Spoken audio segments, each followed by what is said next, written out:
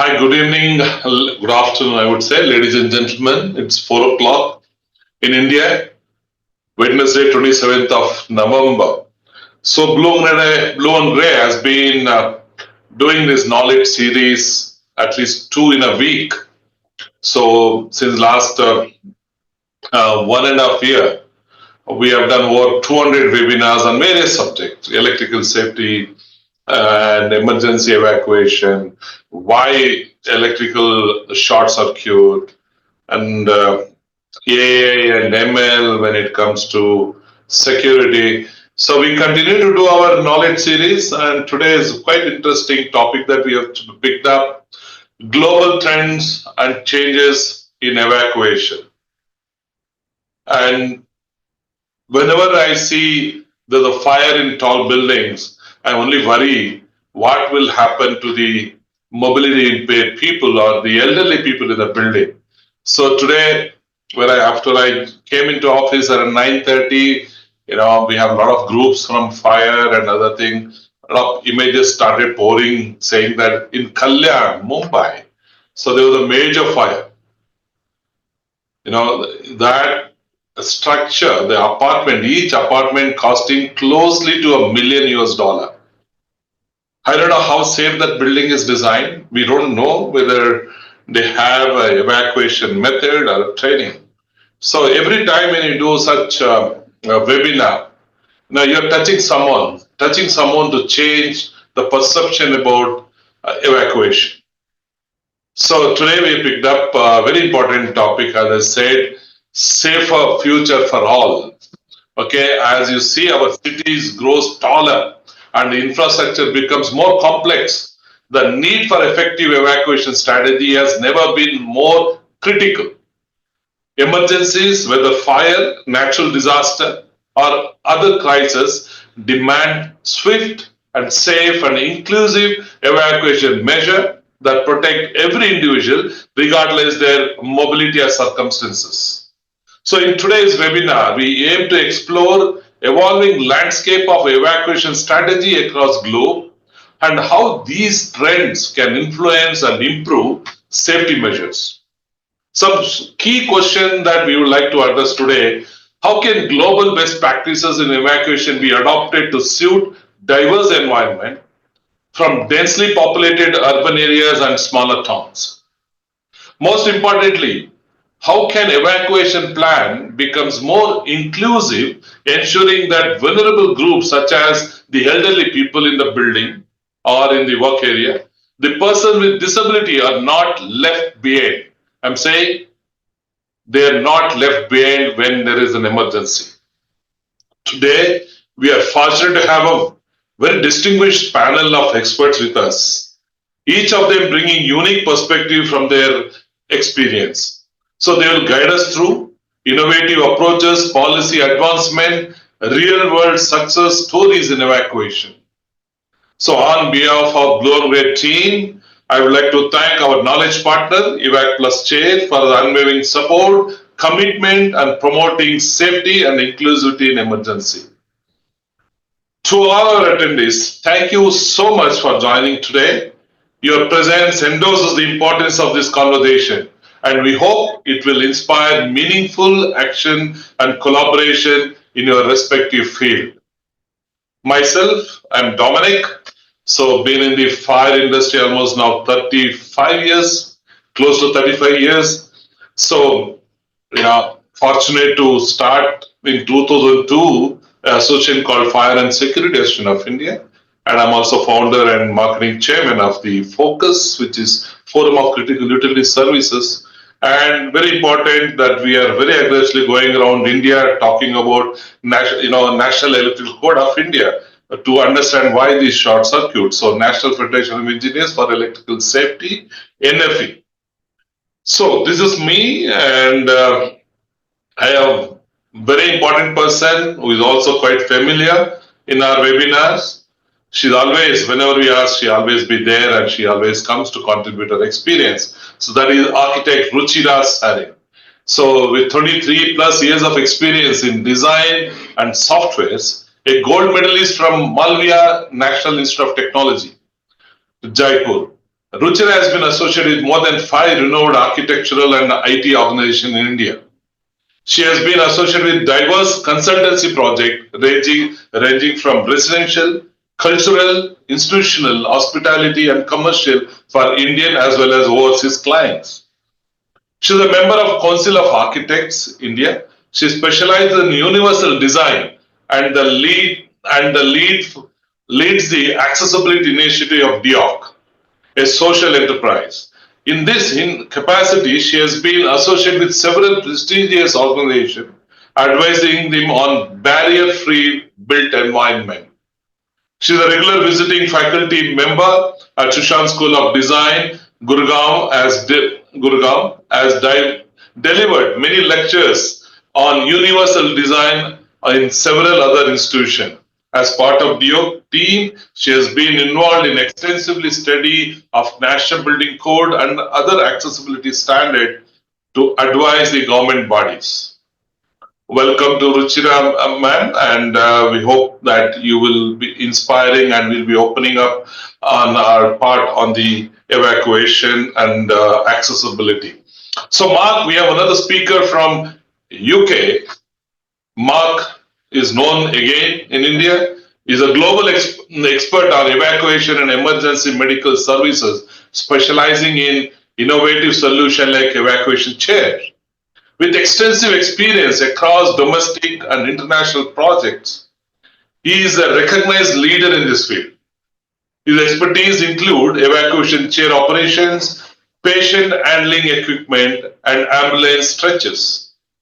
Mark's dynamic communication style and business leadership have driven successful venture globally. Passionate about sustainable development, he continues to shape advancement in evacuation practices and emergency medical solution worldwide. Our last speaker, the Steve, who's joined us from US. So Steve is a VP of Global Operation in Evacuate with over 15 years of experience. He's a proven leader in driving revenue growth in operational efficiency in domestic and international market. He specializes in cost reduction, streamlining operation, securing high value orders, and is very fluent in English and Spanish. Steve is skilled in building customer loyalty and identifying emerging market opportunities. Known for launching successful product and fostering strong client relationship, he constantly delivers profitability and market growth. Steve is always open for exploring new opportunity and partnership. So these are our speakers, ladies and gentlemen. I'm going to unshare the screen. And as I said, we have an excellent participation. We have over 350 people who have registered, who've shown interest in this conversation. I now welcome Architect Ruchira Sarin to give opening remarks. Over to you, ma'am. Thank you so much, Dominic, for the introduction. And thank you, Blue and Grey, for this initiative of educating and informing and, sharing this knowledge, which we've acquired over the years with a gathering like this. My name is Ruchira, and I am an architect by profession with over 23 years experience. But my eyes open to a specialized area of work, which is what I currently work in the space of universal design and accessibility. My firm is called DIOC Accessibility Services Private Limited, and we got established in 2009. So it's been over more than 14 years that I've dedicated my life to the cause of universal design and accessibility, along with my partner, who's a cross disability specialist. We are a women-owned company. We are one of the impaneled access audit firms with the government of India.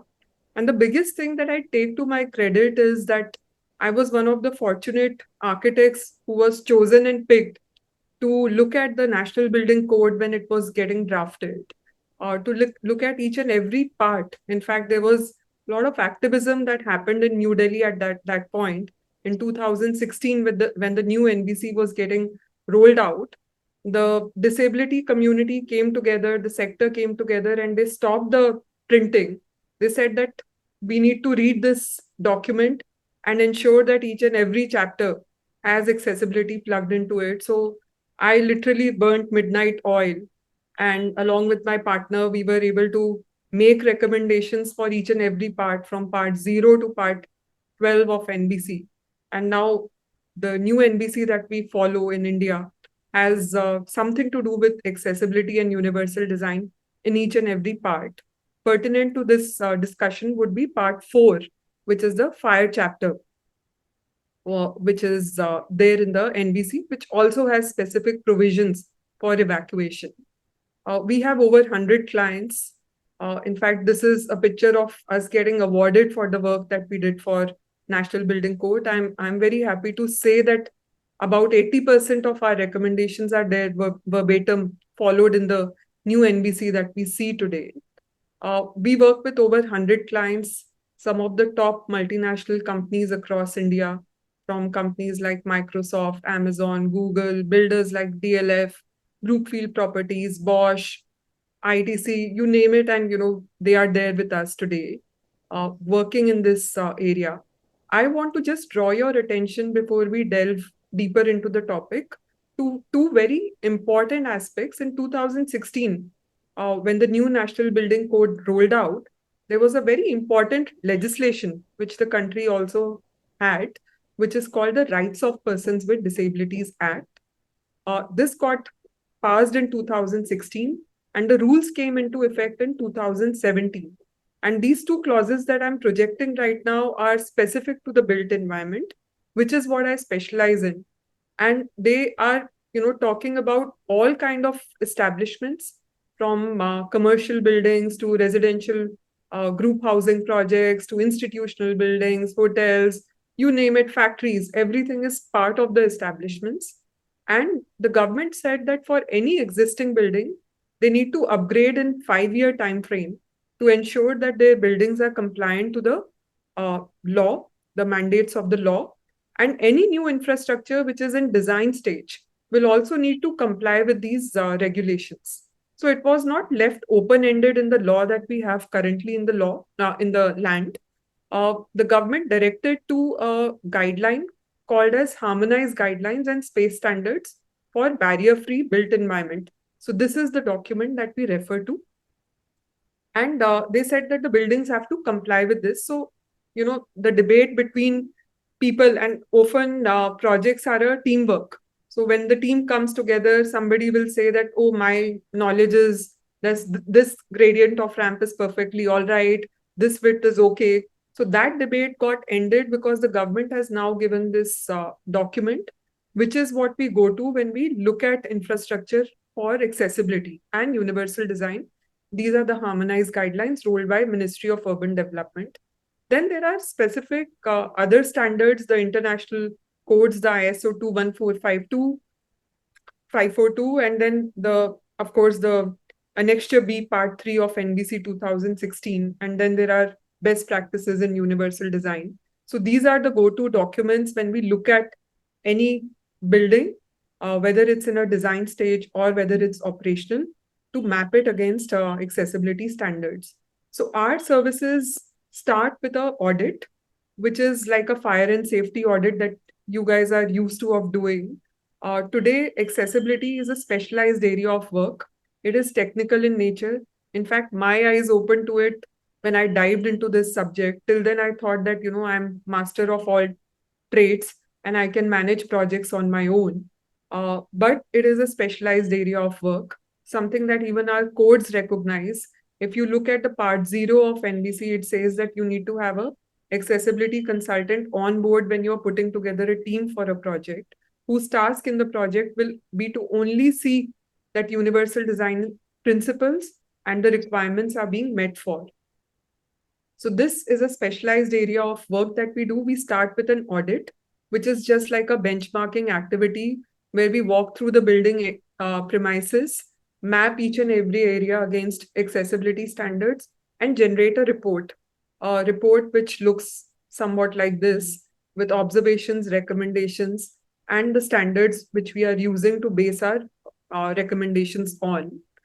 Moving on, it is like a full-fledged architectural exercise where you implement all the audit findings into reality actualize them onto ground with a set of drawings, with a set of BOQs. And then finally, we award a certificate of accessibility with a statement of accessibility as to what all is there in this building that makes it compliant to the mandates of the law. One very important aspect, like personally, uh, which, my eyes got open to when I dived into this work, is that accessibility does not limit getting people into buildings or in built environment, but it's also responsible for safe egress in case of a emergency. So where there is accessibility, I often say that there is also evacuation or safe egress that one needs to keep in mind. So both aspects play a very, very important role. When we do our audits, in fact, the final chapter of our audit, we start our audit from the gates or the drop-off areas where people get into the building premises, and we end with an emergency related chapter or a section which encompasses each and every aspect which the companies need to delve into to ensure that there is safe egress for everyone. When we talk about accessibility, it's a subject which is very vast. It is not just limited to people with disabilities. I say that it's actually a subset of a concept called universal design, where regardless of who they are, whether they are people with disabilities, somebody who's pregnant, somebody who's tall statured, short statured, children, elderly, everyone benefits alike when you apply these principles in design. Uh, just keeping in mind the time that we've set for ourselves, I'll take you through some examples of our works and some, interesting images that I captured through our, journey or the audits that we've done, only pertaining to the area which we are discussing today, which is relating to global trends on evacuation. In fact, the work that we do is also trending. It is one of the top agenda in most of the companies that we work with. So when we talk about evacuation, like I said, where there is accessibility, one has to also think about evacuation. So ground surfaces come very, very important. What kind of materials one is using when we design our surfaces, the walkways, it should not be cobbled. The image that I'm showing right now, this is a potential hazard for anyone who's trying to escape or egress in case of an emergency, because this is where a wheelchair's casters may get caught, somebody's high heels may get caught, somebody's pram may get caught, or somebody's white cane may get caught. So there are specific standards when we design the walkways. What kind of width, what kind of passing spaces, do we have provision of some seating in the safe assembly area where people who can't stand for longer duration can be seated and they can, wait for assistance to arrive. What kind of gratings do we have along the pathway? What level differences are there? Each and every area is specifically mentioned. So you can see on the slide what should be the spacing between grating bar that's specified in our codes and in our standards. Tactile indicators, of course, for the partially sighted or people who are with visual disabilities, they rely on these tactile markings. So we insist on these also along the egress routes or the pathways which are carved out to lead one to the safe assembly area. So, having said that, these are few interesting images, and maybe you can pour out your, responses in the chat box. The issue here is a level difference in the walkway, which is not catered to with a curb ramp. This is an image from one real project that we did. A walkway which has grating bars which are wider than the stipulated requirements from the codes. Few interesting images where people think that these tactile tiles are some decorative tiles, and the contractors, if you leave it to them, they will install it the way they like. Classic examples of them ending into a manhole, ending onto a pillar or a tree along the walkway. So these are disasters which have to be avoided. And only when you look at accessibility as a agenda, when you look at it with experts, with an expert eye, with standards as a basis, will you achieve it right. Then coming to the staircases, there are specific provisions in the staircases, and this applies to all staircases, whether they are main core or they are used for egress. Two-level handrails, both sides, continuous all along, the kind of grip that we have, braille inscription on the handrail, and then having these color contrasting nosing all along with tactile markings at all the landings. These are how staircases and steps have to be addressed when you design them for accessibility. A few examples of that. And then again, the question, what is the problem here?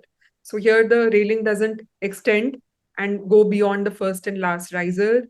Then the railing is not even continuous along the landings. The railing does not self-turn. So one of the requirements from the code is that when you design your exit staircases, the handrail has to self-turn onto the wall so that somebody's loose clothing is not getting caught in that railing while they are trying to escape.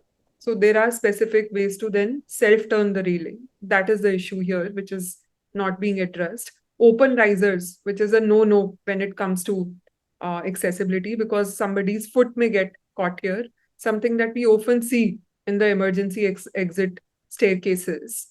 Uh, then moving on to the ramps. Ramp, one may think that it's a very easy thing when it comes to accessibility. The first image that all of us have in mind is a ramp. But trust me, if it is not done well with all the parameters taken into account, it can be a nightmare for somebody who's on wheelchair. In fact, there are few ramps where there was only ramp and it almost looked like a slide in the playground. And I refused to get up. And I said that, sorry, I cannot tread this ramp. So there are specific requirements for gradient of the ramp, railings along. The railings have to have extension and a self-turn like we spoke about in the staircases. In fact, the landings have to have color contrast against the background. And these are few images from our experience where ramps have been done without railings. They are circular ramps. Somebody, if they lose balance, they can fall while going up this ramp. So is the case here, where the ramp gradient is not only steep, but it is not guarded and it has no railings on either side. This is an emergency exit area which has a ramp, where the ramp does not have railing on both sides. It does not extend till the end. And moreover, it's a slatted surface. So a slatted surface is like somebody, it offers a jerky movement, not very pleasant for people who are on wheelchairs to go rolling down this ramp, which has slats on the surface. Another classic example, you can see the gradient of this ramp against the number of risers.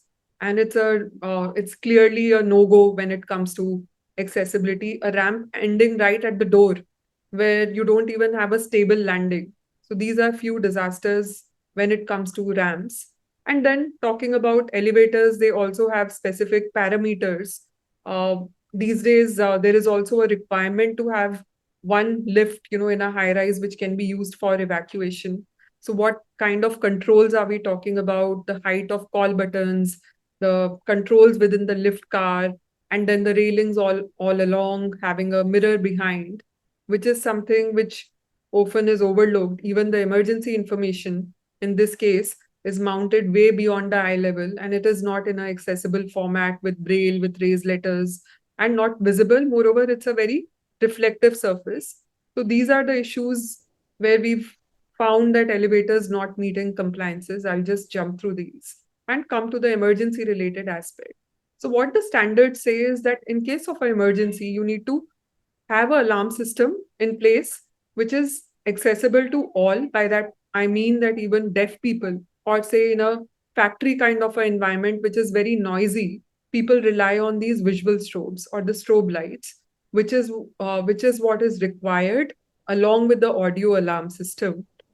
Then, of course, the evacuation chairs, which have to be placed in areas of rescue assistance.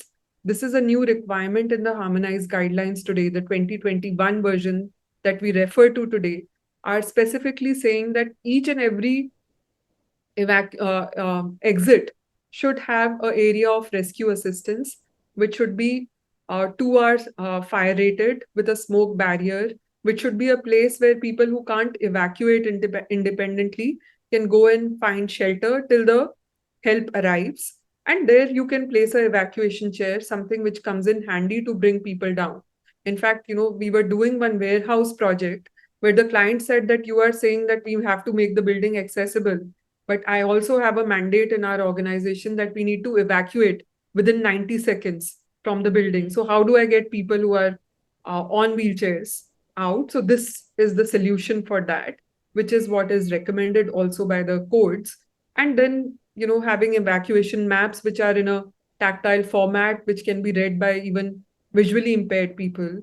Having now, these are examples again out of audits where they've gone and taken 3 bricks to block the emergency exit route. They could not keep the door stable. So there are 3 bricks there to keep this door locked. Issue here where the exit signage is way beyond eye level. It is not even in an accessible format. In fact, at the exit, you are confused because there is an arrow leading nowhere. And then there are similar such signages that you often see along the staircases, which give no idea of where the person needs to run in case of a emergency. And then evacuation routes used as storehouses. These should be not done. And this is also something that we observed out of one audit.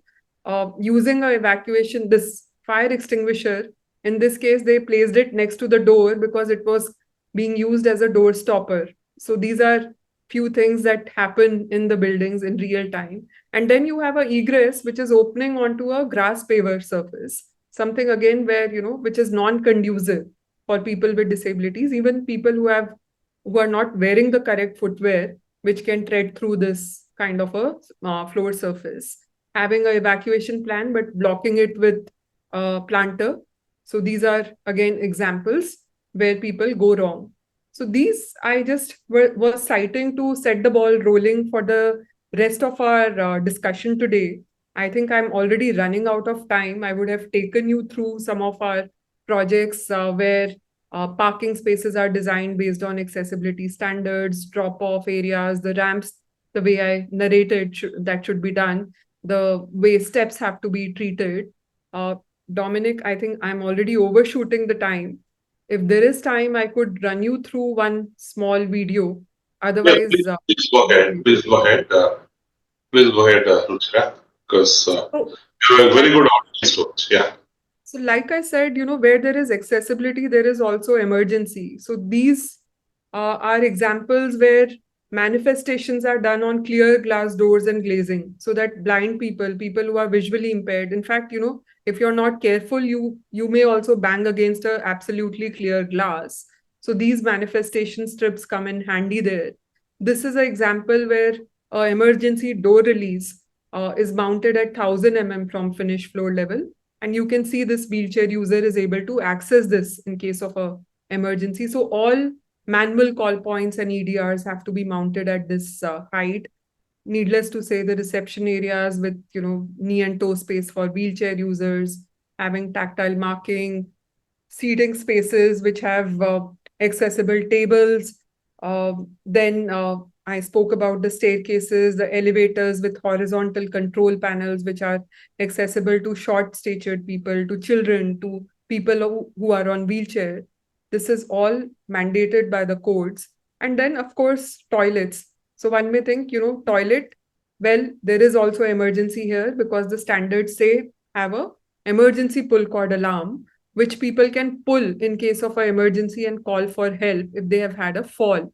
So these provisions have to be, this red string that you see has to be provided, which is a pull cord alarm system, which is linked with the building management system to call for help in case of an emergency. So all these are examples of accessible toilets, ladies, gents, and unisex accessible toilet, cafeterias with accessible furniture, hand wash areas, workspaces. I'll just jump through some of these slides. And then now, again, wellness rooms. So there are these medical rooms which are designed in the offices today. But often you see that there are very high resting beds or examination table, which is designed to the anthropometrics of a doctor who has to examine the patient. But what about somebody who has to transfer onto that bed? So you may go for accessible beds, which are adjustable height. So a patient can transfer at 450 from finished floor level and can be lifted to the height of the doctor. Very, very important to have long vision panels because in case of an emergency, you may want to see the outside condition before egressing. So long vision panels are also something which are requirement from accessibility standpoint. And then the whole thing about emergency exit signages, which can also be with braille and raised letters for blind people to read and exit in case of an emergency. Whole signage and a navigation and a wayfinding strategy is very crucial again to egress safely from a built environment in case of an emergency.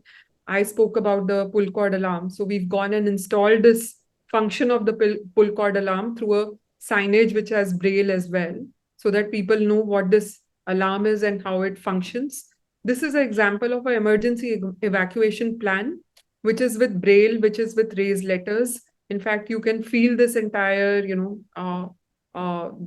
map because it is in relief. It is with raised lines. So all this is an emergency related signage which has been done. And then having these fire extinguishers placed in niches rather than them projecting out in the corridors. They are placed in niches so that they don't act as a protruding object or a hazard for people who are visually impaired. Evac chair is something that we'll delve deeper into today, and a whole set of signages that are required for wayfinding. So if we have time, I'll show you through a small video. Otherwise, over to you, Dominic. Yeah. Do you have time, Steve? You wanted to take it up next? Can you want to see the 3 minutes video that she's prepared? Yeah, if it's 3 minutes, go for it. Not a problem. Right. Yeah. So this is basically a case study which will give you a very quick overview of what I was trying to speak. It's a vast area, but something which will give you an insight about how accessibility could be achieved in a building. And it's an example that of our project work that we did for Hindustan Unilever. This was done by us after an audit. We also implemented accessibility on ground. And this particular video is a snapshot of what happened there. I can freely show it despite the NDA because the client themselves are so proud of it that they've put it on YouTube. So I'm just taking this opportunity to share the video with all. In our endeavor to comply with the RPWD Act 2016, that is, the Rights of Persons with Disabilities Act, we at the Tabara factory have achieved yet another milestone by revamping the entire complex right from the main entry to the emergency exits. At HUL Dapara, we had a vision to make our workplace more inclusive and accessible for all kinds of people. We work together with consultants and industry experts to make it accessible for people with disabilities. We work in line with Unilever's vision to make our organization an inclusive workplace.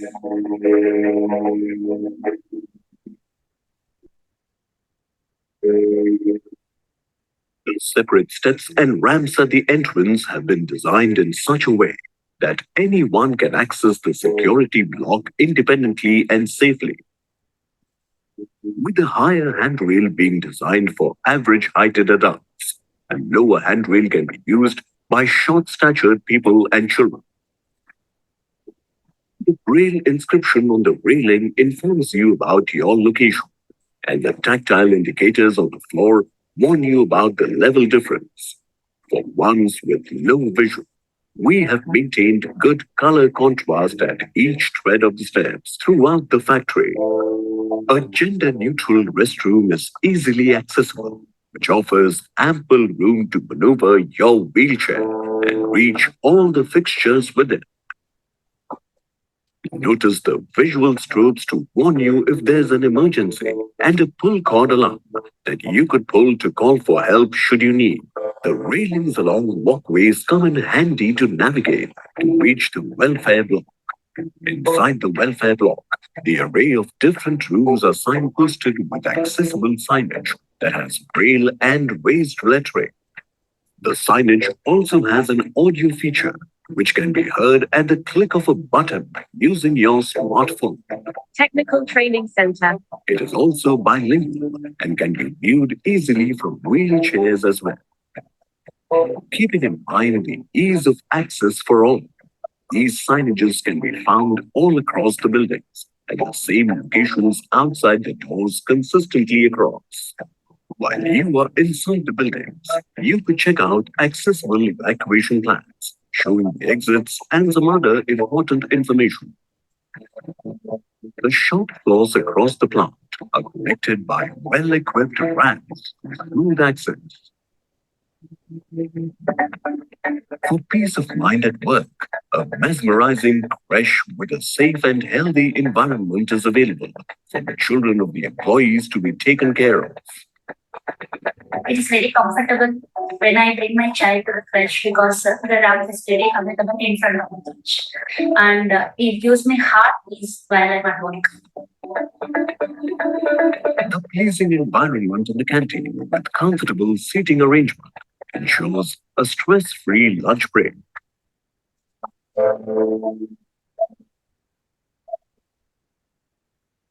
Safety is our priority, and hence audio and visual emergency alarms have been installed at all spaces to tackle any emergency.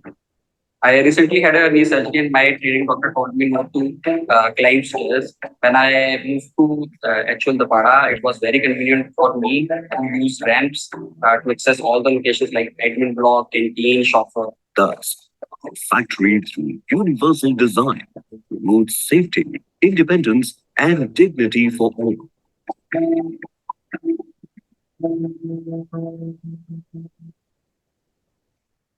Thank you, Ruchira. Thank you, Ruchira. Lovely to see India is going towards, absolutely friendly buildings. Very nice. Thank you so much. Stay on. I'll now welcome Steve with your experience. Let's understand what you want to convey the message to.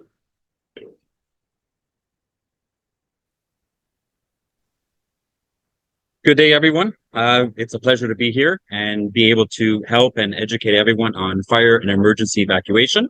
So today I'll be starting our presentation, and let me just set it up here.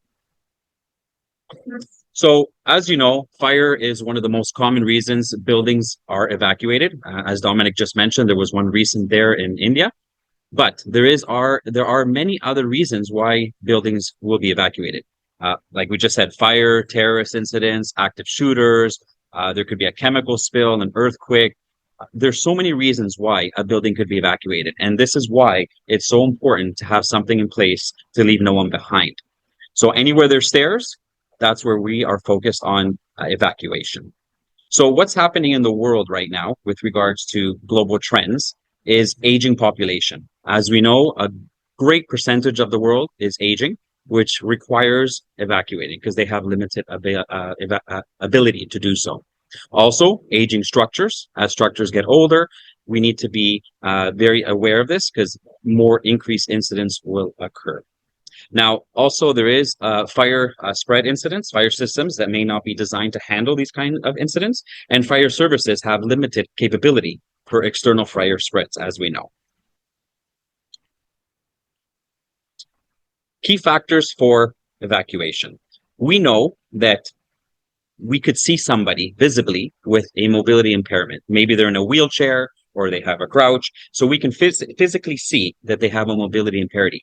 But we can't forget about those people who have invisible disabilities. That could be somebody with heart problems, an elderly person, somebody with asthma. It could be a lady who's pregnant. So these are all factors that we must take into place. Many times a building may say, we don't have anybody in a wheelchair. But then you should ask, or maybe you should be aware that it's not just people in wheelchairs that need to be evacuated. It can be any one of us here right now that we don't know what our problems may be, even up to a mental health issue where an evacuation creates an anxiety within us that we just cannot run down the stairs during an evacuation. So we need to be very aware of this.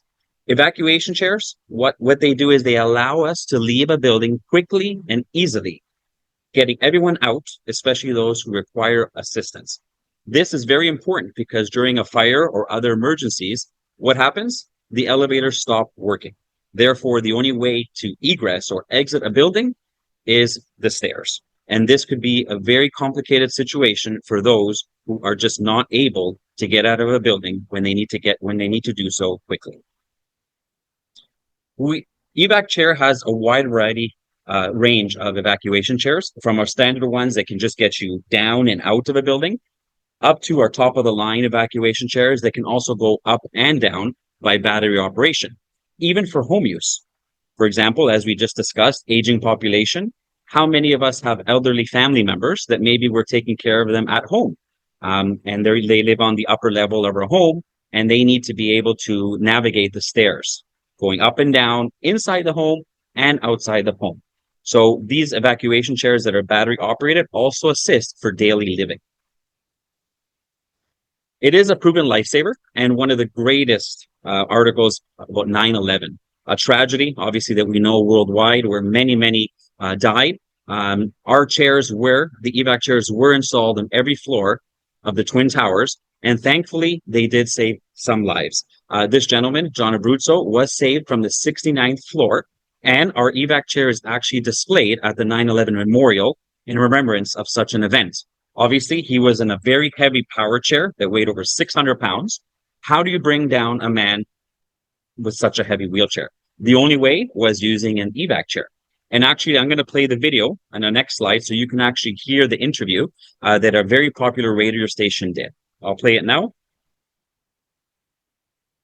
People all over the world have used the evac chair.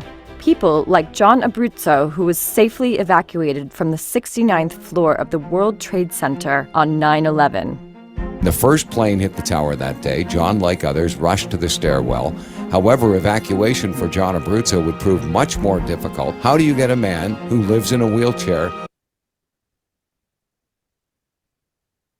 down 69th floors? Evac chairs, stairway evacuation chair, they are put on every floor. The implementation of the products proved successful on 9/11. John Abruzzo did make it out of the building on 9/11 because of the evac chair. Almost every building has a fire extinguisher. We consider the evac chair just as important. From something as simple as a broken elevator to an emergency situation, the evac chair is the perfect solution for a stairway descent. In the world we live in now, anything is possible.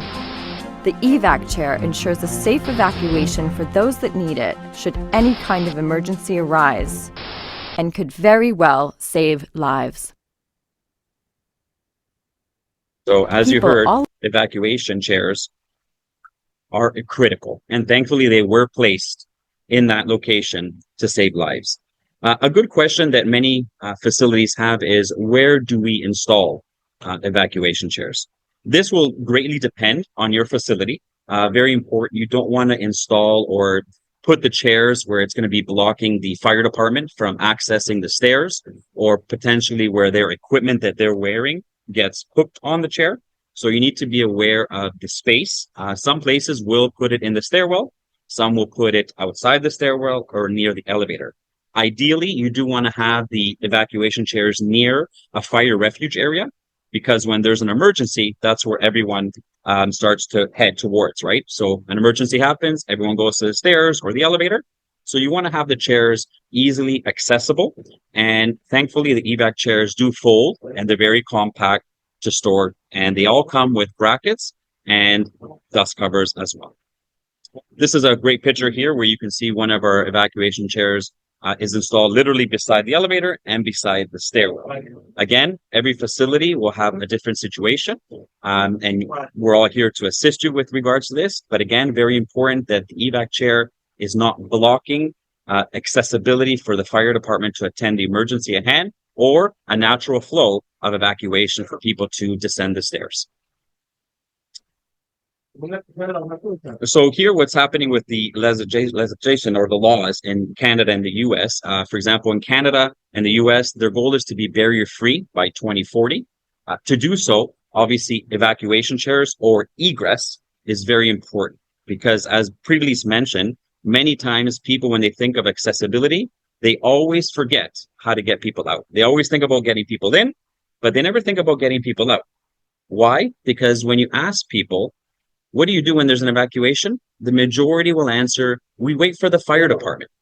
But we know that has a lot of variables, time to the situation, The situation may get out of hand very quickly. That's why it's so important to have something in place to get everybody out and leave no one behind. Currently, there is some mandates in California where all senior homes must have an evacuation chair per floor, per stairwell. In Canada, it's going to be a mandate very soon for all public buildings to have evacuation chairs as well. Everyone is seeing the true need to get people out. And there's reasons behind this. You can see here on their next slide, there's been lawsuits. This is just one lawsuit that occurred in New York. Before I get into that, many may ask, what happens if I'm using an evacuation chair and I hurt somebody or I drop somebody? The Good Samaritan law applies, and this legally protects the people who are assisting in those who may be in danger or need to get out of a building. So this girl here, her name is Jennifer. She was in a high school out of New York, and obviously she's in a wheelchair, and they had a fire drill. It wasn't even a real fire. She was left on the second floor in that school during the fire drill. The parents found out. They sued the school board for $26 million and won the lawsuit. So imagine, it wasn't even a real fire. It was just a fire drill. The lawsuit was based on discrimination. Why was everybody else able to leave the school and my daughter had to wait behind because she was in a wheelchair? And if it was a real fire, what would you have done? So the school actually had to pay this family $26 million. And then by the order of the DOJ or the legal department, evac chair got an order for one chair. So you can see how having evacuation chairs is almost, if you consider it, an insurance policy. One, you're caring for those in your facility or school, senior homes, or any corporate office, but also you're avoiding potential legal issues if somebody were to get hurt, or like here, just a discrimination lawsuit could occur as well. This is a case study that we had in Canada. Calgary is a city out of Alberta, a very big province. They're very keen on accessibility. This building here you can see is the city of Calgary, so a very big government office. And they saw the need to have not just one evacuation chair, but it was almost 30 chairs. And what they wanted to do was put one on every floor of every stairwell, because they understood that having just one chair in such a large facility really doesn't make sense. Yes, it's better have one than none, but you just don't know who and where somebody may require an evacuation chair. So they truly took this to heart and made sure that in every accessibility point of the building, or everywhere there was a stairwell, on every floor, if somebody needed to get out and they couldn't because they were in a wheelchair, they had a mobility impairment, or like I mentioned, invisible disabilities, there was the evac chair to save their lives and get them out quickly and safely. So this is my presentation. I really hope you enjoyed it. Again, it is critical to have evac chairs in your facility. What we say is it's better to be proactive.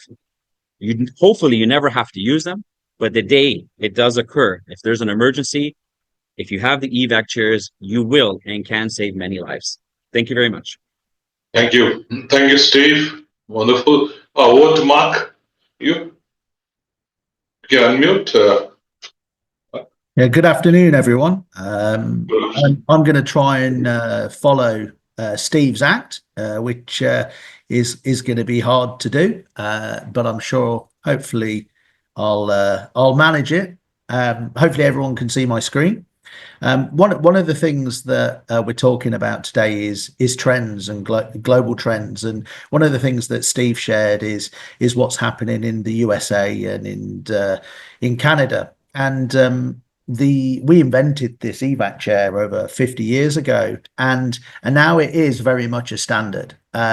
Mainly because you have to, around the world, put in a provision to get somebody out, because you can't discriminate whether somebody's in a wheelchair or not.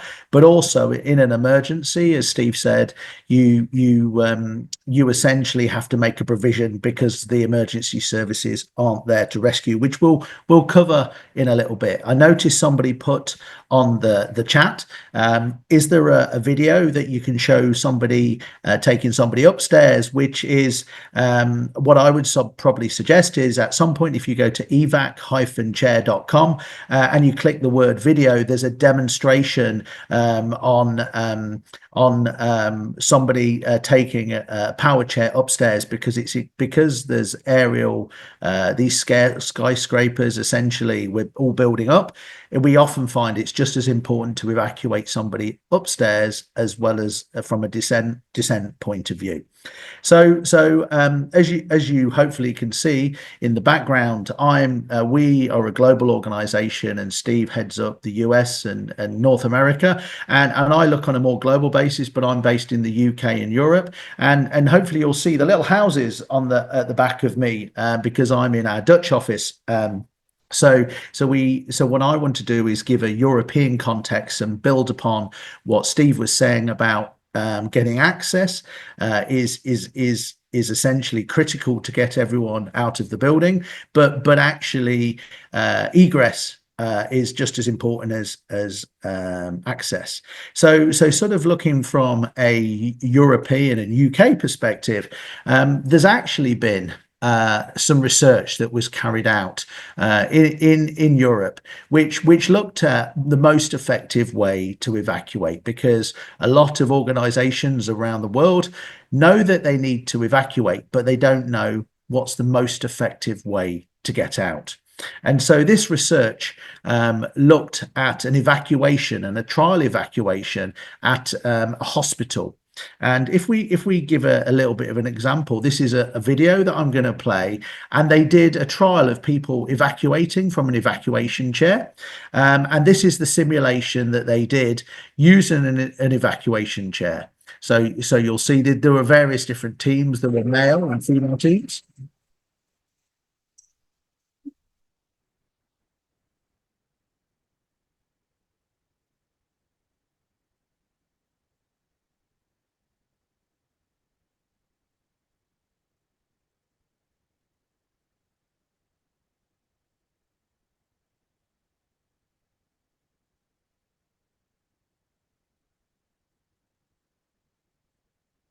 So what's very interesting in regards to that video is that what you would hopefully notice is that everyone needs to be able to get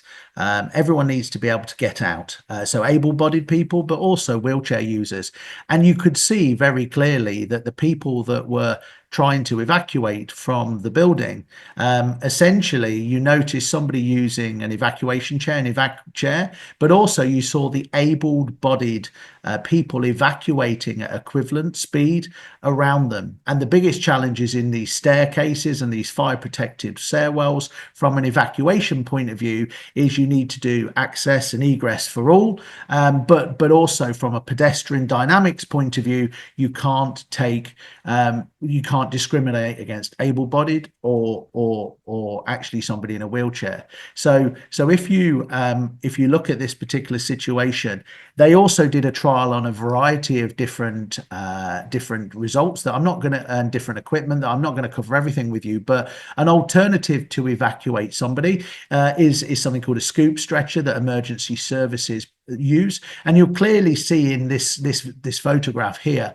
that it takes a lot of people to carry them as opposed to one person, but also from a pedestrian dynamics point of view that actually they block the able-bodied people evacuating, which I think is very easy. So if you look at the research that's come out of Europe, which is building on what Steve said, they actually did this evacuation trial, and they looked at a variety of different solutions. So they looked at a stretcher, as I explained before. They looked at a carry chair or a typical chair, and they looked at a drag mattress, which is typically used in hospitals, as well as an evacuation chair. And they wanted to look at how long it would take somebody to evacuate, but also how many people were needed in order to evacuate somebody with that device. And did it impact the flow of people down the stairs, which I've kind of alluded that it obviously absolutely did. And what they did is they looked at 32 people of who are PRMs. So PRMs stands for persons of reduced mobility. And they looked at 7-day staff to evacuate these 32 people. And at night, you typically in a building have less people. So if there were 4 staff, how would they be able to do it? And what you can clearly look at is in the graph is if you look at the stretcher, the evacuation chair, the carry sheet, the rescue sheet, you can see the amount of hours that it actually took. So for example, with 7 teams, male teams, for example, in the day with a stretcher, it took 3.3 hours. And exactly as we said earlier, is if you have to evacuate a building in a very short space of time, which is very similar to a defibrillator in the fact that for every minute passes, you've got a higher probability that unfortunately you won't be able to get out. What is interesting is that you need to be able to have that egress solution. So if you look at this result, what you'll see is that the red highlighted areas are the things that take a long time, that are not acceptable to get out. So you'll see essentially the pedestrian dynamics of people getting blocked, whether it be with a carry chair or a rescue chair. The time to react just simply wasn't good enough. But what you will also know, which is really, really interesting, is that the personnel to evacuate, so you'll see both males and females, is a lot lower no matter what sex you are. So because we never know when an emergency strikes, whether it be an active shooter or whether it be something more traditional like a fire, you don't know who can evacuate somebody and how they can evacuate them. So if you can use it in a less or similar time, this results clearly shows that an evacuation chair works. So what I wanted to do now is share a bit of a concept that's derived from the UK and has now gone in Europe and pretty much worldwide, and is the concept of the responsible person. So as we all knew, or as explained earlier, is that it is not the responsibility of the emergency services in India and worldwide to evacuate the building. It's the person who is called the responsible person. And legally in India, but is also derived from the UK and Europe, that responsible person needs to put a suitable risk assessment from an egress point of view. They need to do it.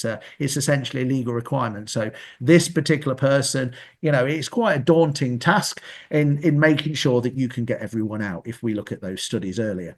So they need to take that into a place, and essentially this responsible person essentially needs to not endanger anyone in egress. They need to get them safely in regards to an access point of view, but they can't discriminate. They can't treat them any differently, and essentially people can't get hurt. And specifically, the National Building Code of India, particularly Part 4, says that people with rights of disabilities needs to be able to evacuate. So we all on this call need to put something in place in order from a provision point of view to get people out. So in my second part of the presentation, taking into trends that are happening, there's a lot of high-rise tragedies that took place. And today in the news in India, there's yet another building that caught on fire that they've had to evacuate. And this is a particular example that I've got on the screen with Grenfell, which is a worldwide tragedy, which has developed a new law in the UK and is going to be cascaded around Europe, which takes into account the responsible person, but also essentially that you need to put a provision in place. And the UK government have essentially brought out a report based on this particular building fire, which is mandating certain things that must take place in the UK. And if you take that into place, Steve talked about 9/11 and the World Trade Center, which was those particular products were implemented because of essentially a failed bombing of the World Trade Centers. But actually an evac chair, an evacuation chair, is now a common piece of equipment that is in most buildings around the world, and it's not the exception to the rule, it's the standard. So in pretty much every public access building, hospital, education, school, or business, they need to put that provision in place. So if we look at some of the lessons learned from Grenfell, essentially what we have now and what we've decided within the UK as a trend that is going around the world is we all know we need to protect the vulnerable, and those vulnerable people, ensuring that they get out of the building. And a lot of people think that it's about giving people equality, but you'll see from that point of view, the little guy on the right essentially doesn't have equality because he can't see the baseball game that's happening in the back. So it's actually about providing equity where somebody who's mobility impaired it isn't about giving the same, it's about giving what's fair so everyone could enjoy the ball game in this particular analogy, or that everyone can evacuate a building. So this guy can essentially have the solution. Now, in India, if you look at the statistics, what we essentially have is anyone that is registered as disabled constitutes 15% of people that are registered as disabled. And if we look at this and we look at these trends in the UK and Europe, and the statistic is very similar in the US and in the UK and in Europe, we actually have 10% of people around the world that have an invisible disability. So that means that 25, so what an invisible disability is, something that you can't see, they're not registered as disabled, but they might have asthma, they essentially but might be elderly, they might be pregnant, they might not necessarily be a wheelchair user. So if you take people of reduced mobility, which are people with invisible disabilities, but also people that are wheelchair users, it means that in any building around the world, in India, but also in Europe and North America, 25% of the people may not be able to evacuate in an emergency. So that's why you need to put a provision in place. And if we look at the Grenfell disaster, which I mentioned before, which is yet another high-rise building, 24.1% of the people that died, 24% of the 227 people unfortunately died. And actually what you'll see is, in evacuating that building, actually 41% of them were disabled, or 44% of those people, if you accumulate them together, were vulnerable in some way, shape or form, which basically means the reason why these laws are being put in place in India and around the world, in Europe and the UK and in North America and lots of other countries, is because they know that if 25% of the people can't evacuate in an emergency, of which, if you take the Grenfell disaster as an example, it was 24.1%, then if you don't put something in place and create this responsible person scenario, then essentially, unfortunately, in an emergency, whatever that emergency will be, then you won't be able to get somebody out in an emergency.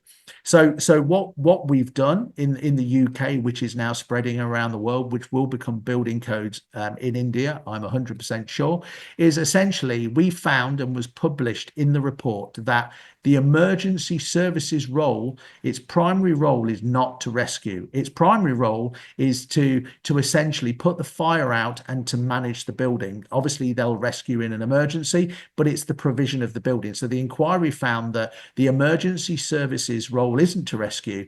And actually, what was even more worrying is, if you look at point 4, is it took 20 minutes for the building to essentially catch fire, and the emergency services still didn't reach it in time because they didn't have an evacuation plan, which is called a GEEP, a General Emergency Evacuation Plan. In fact, what happens in India today and other places around the world, like in Europe, they have something called a stay put or a shelter in place evacuation plan, which basically says that people in a building will be safe if they stay where they are and wait to be rescued, which is something that happened and was developed nearly 100 years ago by the UK and has now been proven as part of this inquiry that a stay put evacuation strategy is not possible. And the reason being is because if you look at the shelter in place scenario 76 years ago, essentially it's now not possible to stay put because of compartmentalization, because fire protection in stairwells and compartmentalization. It's clear if you look at this particular study, which is what I'm talking about, essentially there was a study that said 76% of all European doors that were inspected in 2019 essentially would not work in an emergency evacuation. So the compartmentalization and the architectural scenario from a maintenance point of view isn't going to be compliant. So we can't have a stay put evacuation strategy because it's not fit for purpose. Actually, from a maintenance and from a fire protected stairwell, no matter how well a building is designed, it's not focused. And the people of the building need to put something in place to get somebody out of the building from an egress as well as an access point of view. So if we put that in place, there are two misnomers that came out from this study from Grenfell. So the first thing was it is not acceptable because we said from a legal point of view, if there's an emergency from a fire point of view, you have to put something into perspective, but you have to treat everyone as equal and look after the vulnerable people to create that equality. So a lot of people from a design point of view will build an area of refuge in a building, which actually is a good thing because it gives an area of refuge, which is a temporary point of safety. And that is for everyone in the building to temporarily stay there. But what you need to do, and what is clear around the world, is when you're designing their buildings and your fire systems, is essentially a refuge is only a temporary point of safety and isn't a solution in order to get somebody out. It's a temporary solution for everyone who would then get to something called the ultimate point of safety. And if you look at this particular information, which is summarizing our two speakers that were there before, in order to look at those key factors for escape, there are three variances, which is what we looked at initially when we showed you that study at the start. It's the time to recognize the fire or the emergency, which is obviously in the various fire systems and people being able to spot.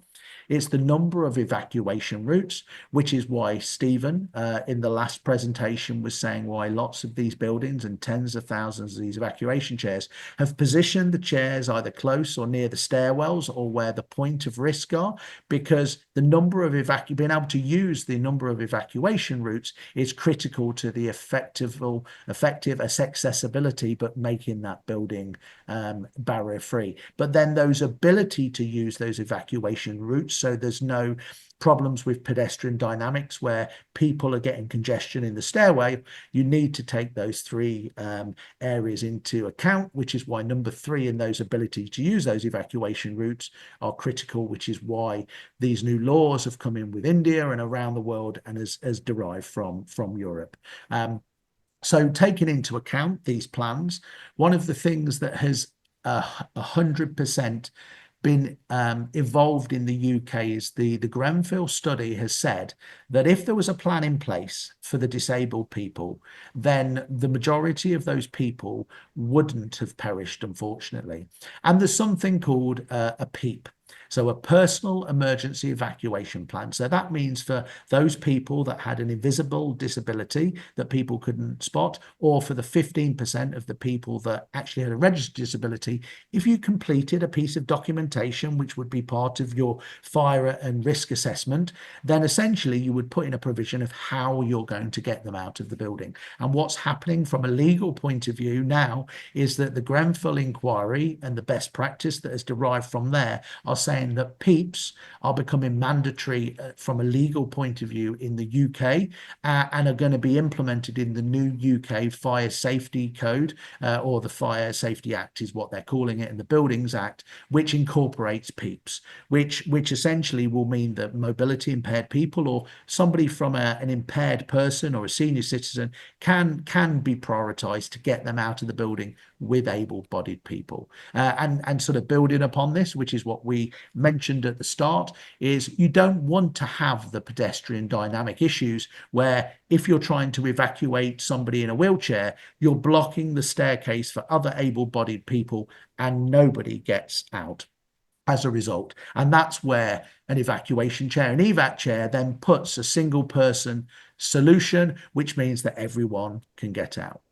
So summary of key lessons learned from Europe and the UK, building on what the other two speakers is they basically defined that discontinue to shelter in place and evacuation strategies, essentially use a refuge as a temporary point of safety, although it's an awesome thing, it's not an ultimate point of safety.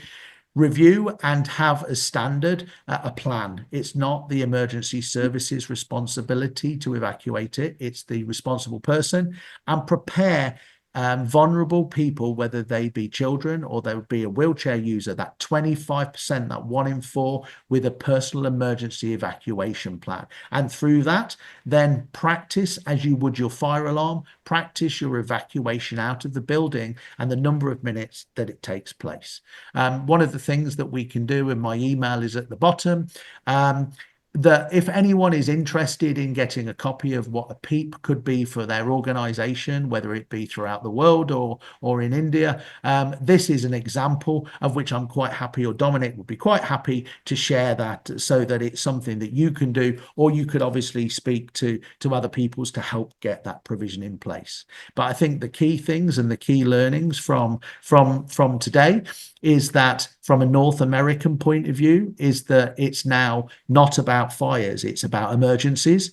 And it's also that our buildings are getting older, and essentially we need to put a provision in place, whether it's in the home or whether it's in a building. And then the lessons learned from Europe and from the UK is that 1 in 4 people statistically can't get out of a building in an emergency. There's the legality that's been put in place to get people out for a very good reason. And then these great buildings that are being built from an access point of view are fantastic, but we shouldn't forget how to get somebody out from an egress point of view. And we should always evaluate that through an evacuation plan or a Jeep that for example, Dominic's teams could share content, and we're here to help. So I hope you enjoyed all 3 speakers, and we're open for questions or whatever Dominic would like to do from now. Thank you. You're muted, Dominic. Oh, sorry. Thank Mark. And I would urge the participant to put your questions in the Q&A box so that I can take these questions very specific to this today's context or today's topic. So kindly post your question there. There are a lot of questions put in the chat box, so Q&A will go on record so that we can follow up regularly on that. So, Ruchira, before I take the questions, you heard Steve speaking from the US and Canadian perspective, and how well they are advanced and how they are, preparing themselves for emergency, in the evacuation. And Mark spoke about European context. Where are they and how are they, handling based on certain, accident that had occurred in UK and other places.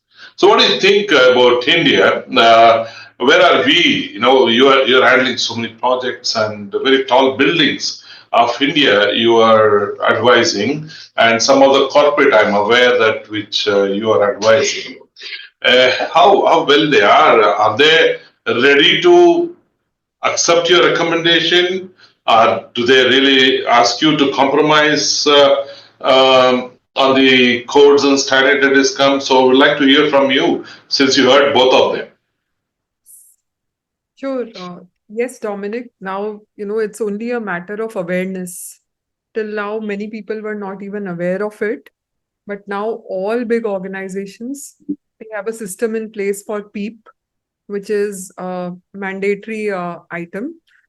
In fact, one of the factories that we were doing in the West, in Ahmedabad, close to Ahmedabad, this factory employs only women employees, like more than 80% women employees.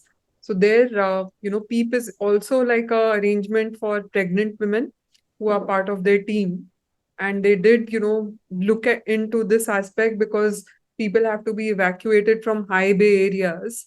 And this is where, they looked at generating PEEP for every woman who was even pregnant with a temporary impairment in their organization, and are open to procuring these equipments like evacuation chairs, placing it closer to each and every exit.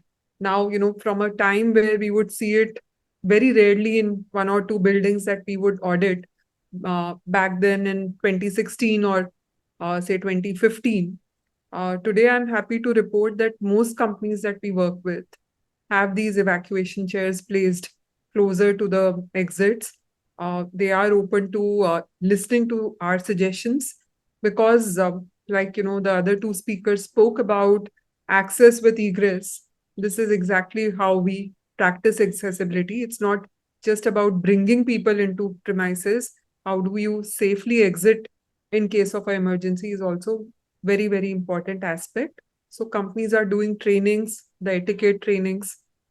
They are preparing PEEP, and they have measures in consultation with the users who will be evacuated. PEEPs are being prepared, and equipment is kept ready.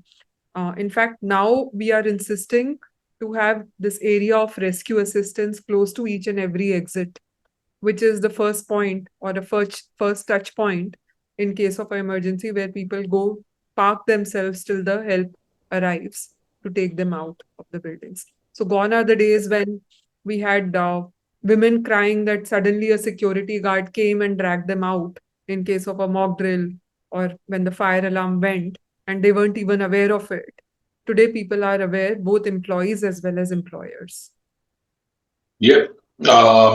When I look at Delhi, from where the Gurgaon is the closest city, where the tall, maybe you have buildings more than 70 floors, 60 floor cluster of tall buildings there, and in Mumbai, thickly populated, but each apartment costing, 5 million to 10 million, worth the cost of the each apartment.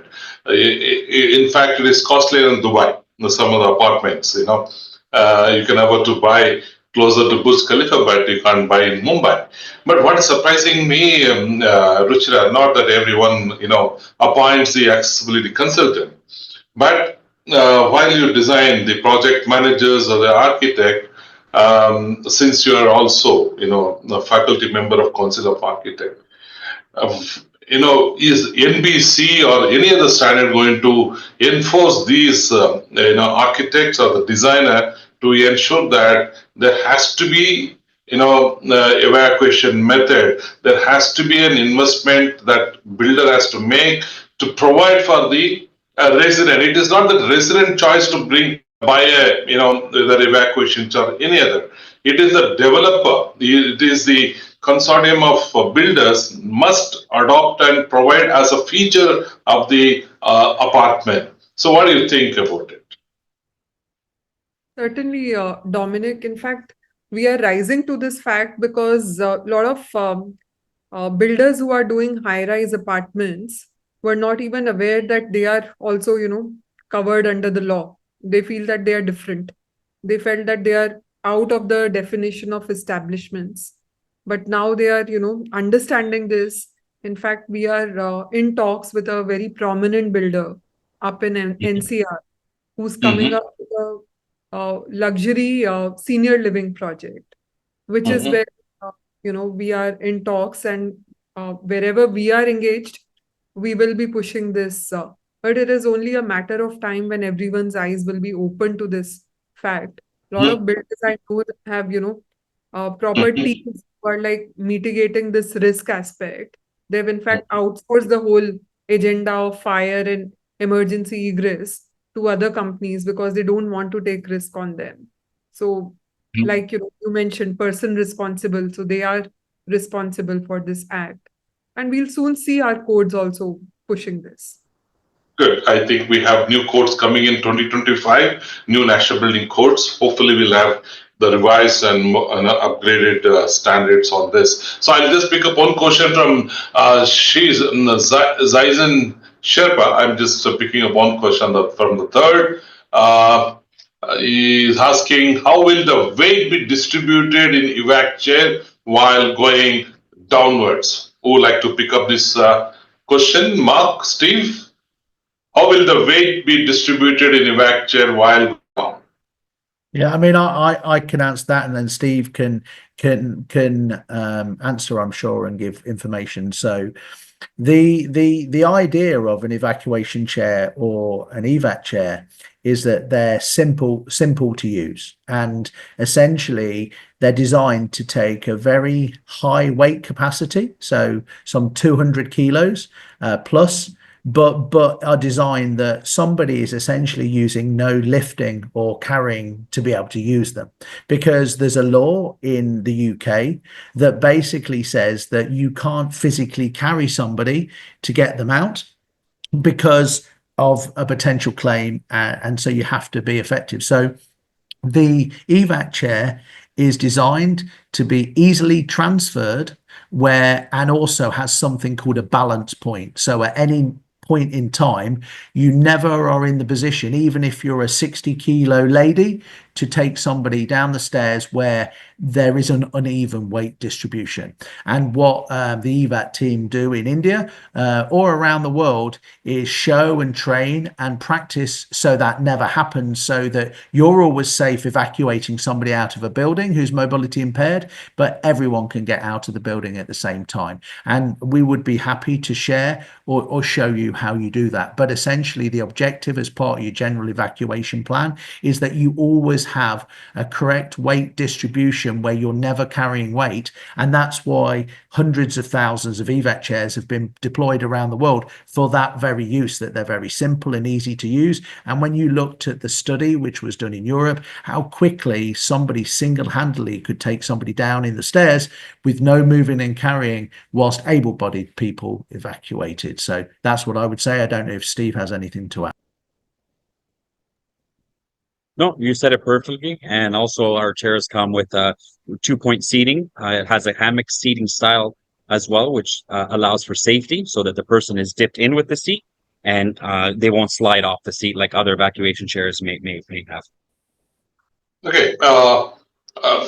It is whether any emergency or firefighting, anything, they always feel it's a no ROI, return of investment for the they're doing, whether it is fire or evacuation chair. The challenge in India, when we say the cost of this because of the beautifully built lightweight chair, so the investment comes in.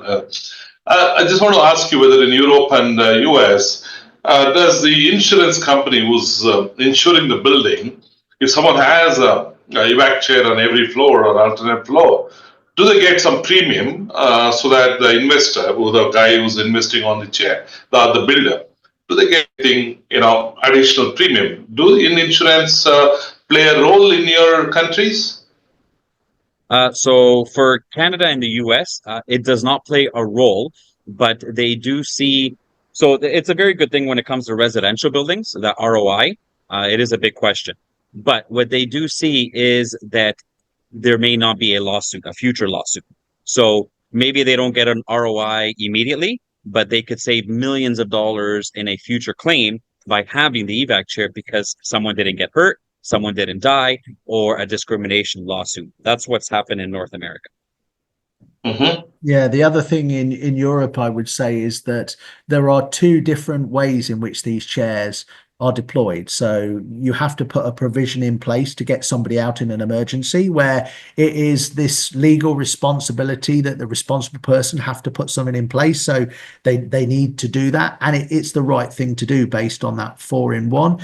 In a more residential environment where people, as Steve illustrated before, there's somebody needs to be able to get up and downstairs. There are certain circumstances where they can use insurance or occupational therapists to help fund the chair. But realistically, and I'm not genuinely just saying this because I think the evac chair is awesome, there is a real benefit where people in, for example, a senior living home will regularly potentially have an elevator out of use, and by having an evac chair, they essentially can give the freedom or the everyday use as well as an emergency. But insurance can play a part, but more on a personal residential basis. But to be fair, the majority of people that have deployed this all around the world in their hundreds of thousands is because there's a genuine benefit and they're singly easy to use.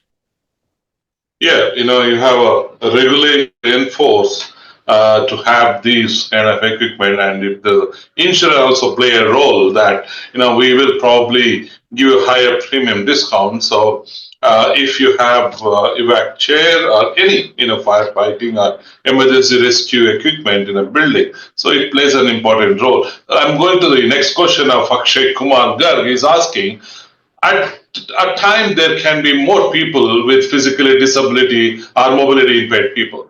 So what is the recommendation as number of evac chairs per floor?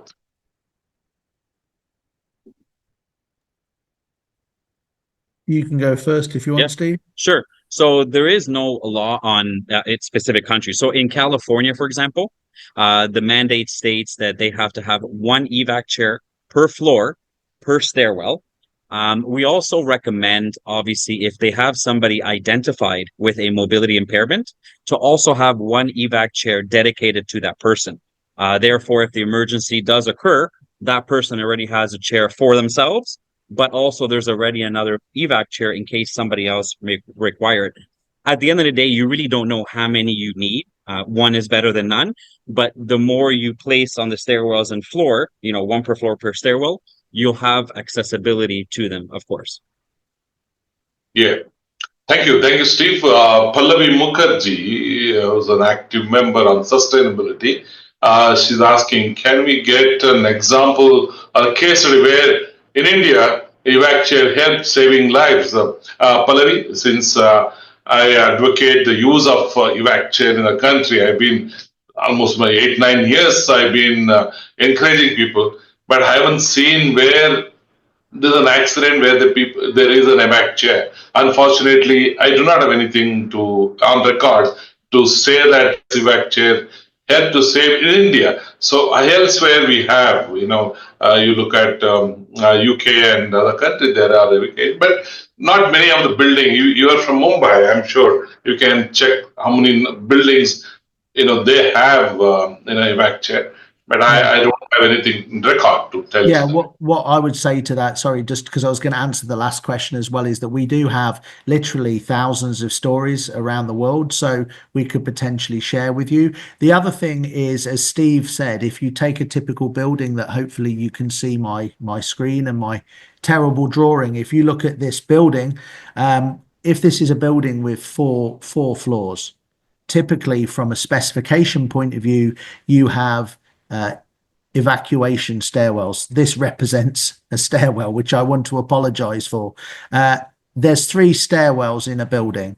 This particular stairwell in the center isn't an evacuation route because people wouldn't evacuate that. So you would typically say, well, this particular area wouldn't have evacuation chairs, but anything that is on an evacuation route, which are, say, these 2 stairs on the left and on the right, essentially on each of these stairwells you would have an evacuation chair at each point. So if we take here, for example, here, and here, you would in this particular building have 6 evacuation chairs, because on the ground floor there's something called progressive horizontal evacuation, which may well be a larger building like a hospital where people move people from left to right, but essentially from a stairs point of view you would use those 6 evacuations as a minimum. Obviously something in place is better than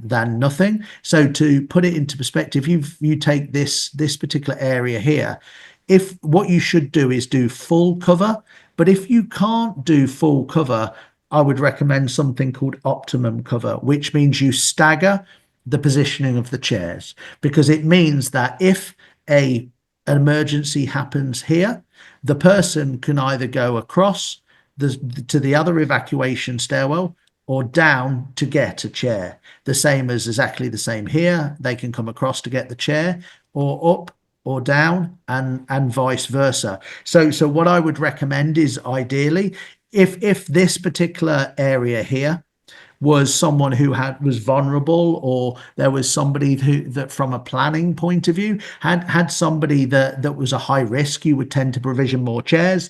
But as a planning point of view, from an optimum point of view, if you can't do a full cover, which in this particular instance would be 6 chairs, you would then do essentially every other staircase, and you would essentially create that particular scenario. So you can always go, essentially you can form a Z where you can always go across to get somebody. So I apologize for my incredibly bad drawing, but it kind of gives you an example of how you should provision a chair within a building. Thank you. Thank you for the illustration, Mark. I'm going to the next question. Dhirendra is asking which mode of evacuation, like fire lift of through staircase, you feel more safe from high-rise building of 30 to 35 floor during fire. Would you like to take question, Ruchira? You want to answer? I can answer if you wish. You take a go, though. What we know now is that the fire chapter, part 4 of NBC, is mandating in high rise one lift to be dedicated for evacuation, but most builders are not doing that, So this will be a lift which will be used in case of an emergency. It will be in a fire rated shell. It is apart from the fireman's lift, lift which can be used in case of an emergency is mandated in the part 4 of the chapter. However, I can also quote an incidence. In Gurgaon, we have these earthquakes which were happening very frequently. So, in those scenarios, and I myself live in a high rise, it was very difficult for people to egress from 19th floor. Even the elderly people found it very, very difficult. So, none of these older buildings have these evacuation lifts. So their staircase is the only method. And then you need to have the evac chair in place. Just to add one point to what Mark was talking about, the placement of evacuation chairs. Even on the ground floor, we see it often a challenge when you don't have a space to create a ramp for independent egress.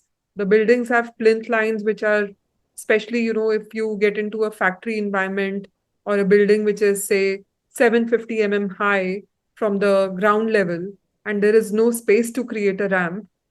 We also recommend keeping a evacuation chair right on the ground floor, because those 5-6 steps can also be a problem for people with disabilities in absence of a well done ramp at the egress. Over to you, Dominic, if you'd like to add.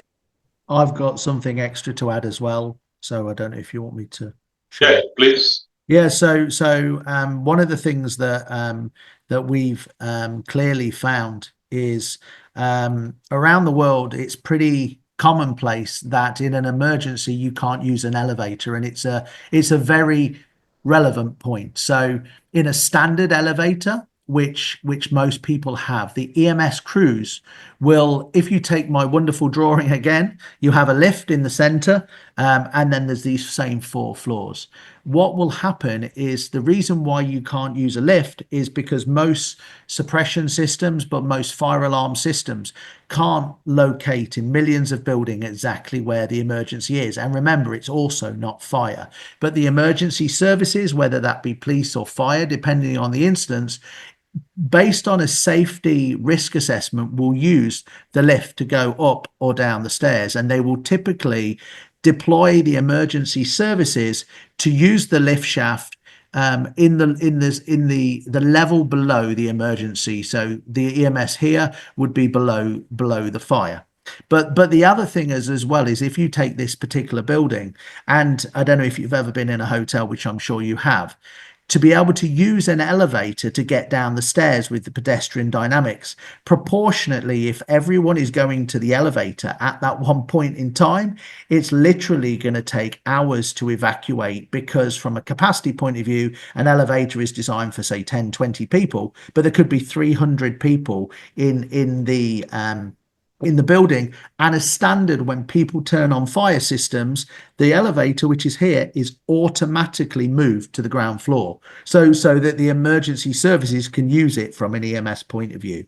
Firefighting lifts, dedicated firefighting lifts, are a great piece of ingenuity in the fact that you could still use them to get up or down, but in high-rise situations, there still isn't enough capacity. The EMS services would still use them. And India, I would think, is a very big country, but is a very price sensitive potential market. And we want to get as much as possible out there to keep people safe, but also dedicated firefighting lifts, which can be used in emergency, are incredibly expensive. And I would say that 1 in 10,000 buildings in America, 1 in 10,000 buildings in Europe has a firefighting lift. So the chances of having every building with a firefighting lift, which has protection in an emergency, is very, very, very unlikely in India, just because of the way that it's going. And those lifts still haven't got the capacity to evacuate, and you still don't know where the emergency is. So I just thought I'd share that. So I apologize for my bad drawings again. And that's wonderful, very clear in your writing. I know, we have very important few more questions from Austria and all. I'll take it up while we continue our questions. I want to say bye to Steve, who is on vacation with his family, and early morning back there in Dominican Republic, I believe. And thank you so much for finding time early morning, joining us. Hope your family is not annoyed with your presence in front of the camera. And lovely to have your feedback, and we love to hear various versions on how the country is developing. Because human life is the same, different whether you're what religion, what country you are, but we are all human beings. So, what best practices there in your country, can be shared with the rest of the region. So thank you for sharing, Steve, your wonderful holiday with your family. Thank you so much for sharing your thoughts on this. Yeah. Thank you, everyone. It's a pleasure. We're here to help, educate, and just keep in mind, you don't want to wait for a disaster to happen before you take evac chairs into consideration. Have a great day, everybody. Thank you. Thank you so much. I'll take another 2-3 questions. Haridas is asking, in high-rise building, most of the time electricity supply breaks down, then DG supply of elevator. So the panic and there is a panic to run towards the elevator. What precaution has to be taken for a smooth evacuation? I think, Mark, before you probably take the questions on that. First of all, elevator not supposed to be used in emergency. It's very clear. You can see a big label next to the button of the elevator. Do not use elevator in case of emergency, because there are a lot of incidents in Mumbai and other places. Elevator became a death trap. Elevator became the carrier of the fire to the other location. It is not supposed to. What Ruchira said, there can be a lift, this thing which is independently structured, independent from the structure that is there. So there are a lot of engineering need to be planned for that, but the regular elevator cannot be used. Okay, over to you, Mark. This is for Ruchira. Dhirendra is asking, how are the needs for individuals with mobility impairment, visual hearing impairment addressed during high-rise fire evacuation? What specific strategy and accommodation are necessary? Over to you. Again, I think the same aspect of first having a PEEP in place for every such individual. That's about training, and then having the right equipment in case of an emergency. All these 3 factors will come in together, apart from the fact that the building design itself supports the area of rescue assistance where people can go and seek help in case of an emergency. So having right equipment, having a PEEP in place where everyone is aware what needs to be done in case of an emergency, creating an area of rescue assistance on the floor. These are the factors that come in handy for people with mobility impairment. Thank you, Mark. Absolutely. Hopefully you can hear me now. So in answer to that previous question, two things that are important, which there's been various studies on place. So as we've said, in an emergency around the world, you can't use a lift or an elevator, which is pretty key. So people, when they look at pedestrian dynamics, is what they automatically do is they accumulate and go to an elevator in an emergency. So one of the things that I would absolutely say is that if you can provision your evacuation chairs, evac chairs, near your elevator, like in this particular instance, people will naturally be able to accumulate to evacuate. And then if you position them either near the elevator or in the fire protected stairwell so they can get out, then from a pedestrian dynamics and a planning point of view, it gives them a really good position to be able to do that. The second thing that there's been a lot of studies about is, which is what the first speaker did a great job of, is one of the key things is to evacuate, as we said, is to be able to recognize the emergency and then the number of stairwells to evacuate, but the ability to use those stairwells. So putting evac chairs to one side. The other key factor that is critical is how people can evacuate, and that's linked to signage. So people automatically follow the route that they go to work, which might not be an evacuation stairwell. So what the needs to be, which is taken into account in 9/11, people hadn't practiced how to egress out of the Twin Towers, and they didn't know the evacuation route, so they went the wrong way, which obviously cost them time. So what I would say in regards to the elevator question previously is can't use the elevator, so locate your chairs by the elevator or in the fire protected stairwell, because it's where people naturally accumulate, and make sure that your fire evacuation routes are adequately and reasonably labeled and has signage, because in an emergency people might not necessarily use that route, so they need the way to go. And the other thing is the question that then became after that, in regards to the question that was answered. I thought it was answered perfectly. It was fantastic. Yeah, we wanted to do it for 1 hour. It's now 1 hour 45 minutes. This subject is so huge, and the whole day we can have a dedicated seminar, something conference, we can deliberate and discuss. We may live in the first floor or 50th floor. You may be one of the billionaire or millionaire in the building. If you do not practice the fire drill, if you do not practice evacuation drill, you are as ignorant as anyone. Status, money does not differentiate the fire or the accident does not differentiate anything. So what is important is you may have evacuation chair, you may have the best of evacuation equipment in a building, but you don't know how to use it.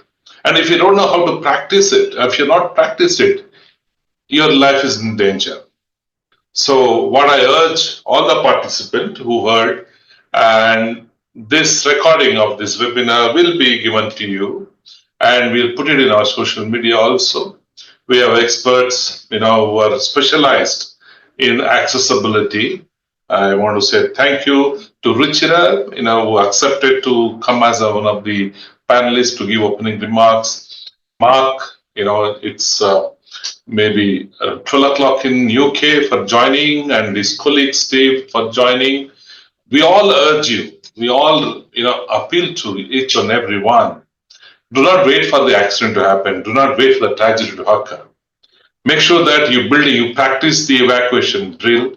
You make sure that you attend the fire drill, because your life is important not only to you and to your family. So it's very important for all of us to be aware and practice this investment. It could be 50,000 in Indian rupee or 60,000. I always say, it is the biggest investment that you're making for your family and for yourself. That's the biggest investment that you're making.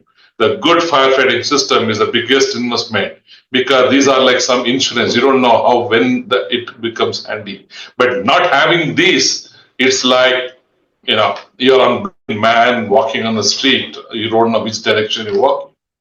So I appeal to everyone, continue watching our webinars. We come out with knowledgeable series. And you have any questions, I can always forward it to Ruchira. If you are on accessibility that you love to have them as a consultant, we can guide them. And Mark will continue to his mission, missionary work in educating people to use. I'm so happy to hear, got a screenshot that Dubai airport placed the order of 500 chairs.